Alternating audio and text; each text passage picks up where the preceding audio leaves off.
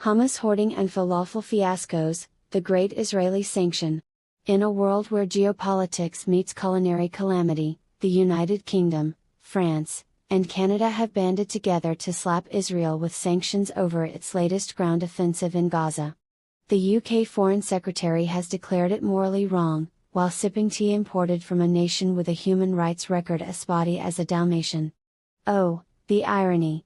Let's dive into this deliciously absurd tale of international finger-wagging and the unintended hilarity it's unleashed. The Sanctions Symphony, a three-nation overture. Picture this: the UK, in a huff of righteous indignation, suspends trade talks with Israel. No more hummus for us, they proclaim, conveniently ignoring the crates of Earl Grey still arriving from countries where freedom is just a word in the dictionary. France, ever the dramatic artiste, threatens to ban Israeli wine, because nothing says solidarity like sacrificing a good vintage, though they'll happily keep their Bordeaux flowing. Meanwhile, Canada, polite as ever, mumbles something about reviewing relations while clutching a maple syrup bottle, hoping no one notices their own trade quirks. The result? A sanctions package so patchy it resembles a quilt sewn by a committee of blindfolded bureaucrats. Israel, unfazed, shrugs and says, "Fine, we'll keep the falafel to ourselves." Hummus rationing, the real casualty in Tel Aviv. The streets are abuzz with panic, not over bombs or borders, but over chickpeas. The sanctions, exaggerated to comical extremes, have sparked rumors of a hummus shortage. 1 tablespoon per citizen. Cries a mock government decree, as families hoard tahini like it's gold.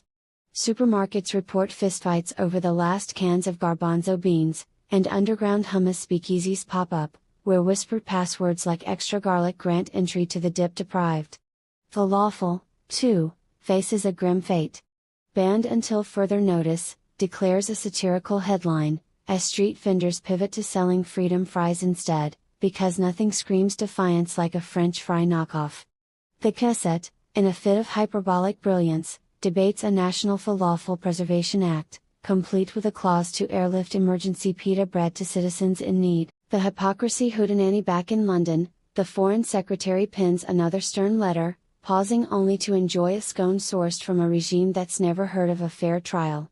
Consistency is overrated, he mutters, adjusting his monocle.